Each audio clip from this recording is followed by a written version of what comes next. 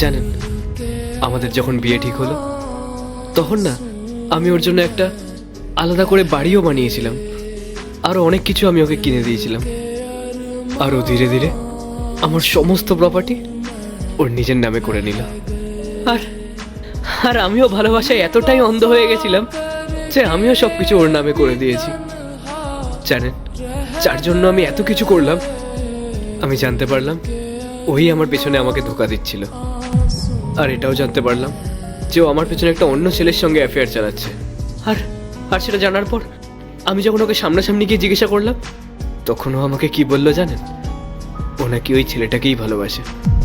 তারপর ও ওই ছেলেটার সঙ্গেই চলে যায় আমার সমস্ত সম্পত্তি নিয়ে নিয়ে। জানেন, ও এতেই থেমে থাকেনি। আমরা যে অফিসে কাজ করতাম, ও সেখানেও আমার নামে এমন বাজে বাজে বদনাম দিল যে বস আমাকে সেখান থেকেও বার করে দিল।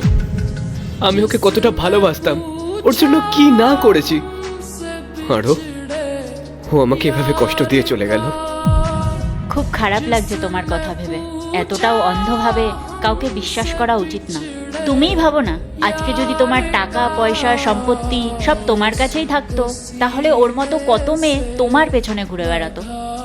দেখো, এই দুনিয়ায় অনেক মেয়েই আছে যারা শুধু টাকা পয়সাকেই ভালোবাসে, মানুষকে নয়। দেখো, নিজের থেকে বেশি বিশ্বাস অন্য কাউকে করা উচিত না। তোমাকে কি আগে কেউ এসব কথা বোঝায়নি? আমার বন্ধুরা না আমাকে অনেকবার বোঝানোর চেষ্টা করেছিল, কিন্তু আমি কোনোদিনও শুনিনি। আর এখন দেখুন, ওদের কথাটাই সত্যি হলো। এখন আমি বুঝতে পারছি না আমি কি করব, কোথায় যাব। আমি তো আমার বাড়ির লোকের কাছে গিয়েও কিছু বলতে পারবো না। দেখো, এমনভাবে ভেঙে পড়লে চলবে না।